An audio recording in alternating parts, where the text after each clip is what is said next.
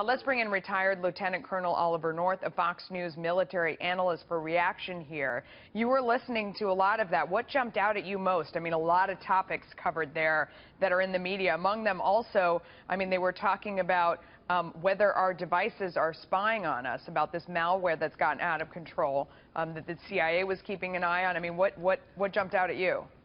Here it is, right here. Yeah. I've got mine, and you've got yours. We've all got ours. And it's not really news. Anybody who's familiar with all the ways in which these kinds of devices can be used to interfere with our private lives, intercept conversations, control data, take data, and use them for other purposes. You didn't need WikiLeaks to explain that to anybody. So that's number one. Number two, I think it's entirely appropriate that you have the House Permanent Select Committee on Intelligence, of which Congressman Nunes is a co-chairman, and the Senate Select Committee on Intelligence looking at these questions and answering those questions.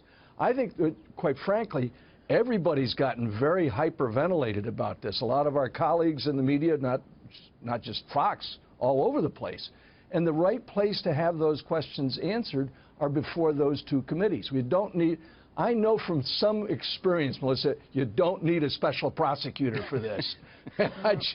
Every time I hear that mentioned, I think, wait, have they forgotten what that's like? Yeah.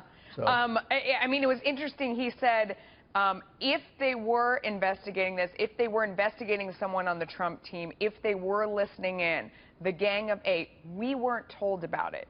So if this was going on, that doesn't mean it didn't happen. It means if it was happening, they weren't told. There's a big difference there, right? Well, look, I'm still bound by non-disclosure agreements I signed a quarter of a century or more ago, but let me just put it in generic terms.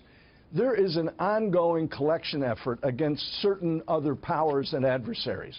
We all agree on that. Number two, if it just happened that some of those adversaries were calling into somewhere like Trump Tower for whatever purposes, undoubtedly that would have been collected, and it wouldn't have been necessarily a separate FISA finding. The FISA, Foreign Intelligence Surveillance Act, requires that it be approved by not just a judge, but also the Attorney General of the United States, the Director of Central Intelligence, the Director of NSA for a foreign intelligence activity, or the FBI if it's a criminal issue. And that then goes to a judge who renders a decision. But if it's part of the collection that's ongoing, it's entirely possible that it did. Okay. But again, they wouldn't necessarily have that separately briefed to the committees, as the committees inevitably will ultimately be briefed on any new FISA findings. But, Colonel, then that raises the question, if these things were gathered under legit reasons like you just explained, who's leaking them and why? Well, now, see, I think that ought to be part of this investigation, too, and it wasn't really directed.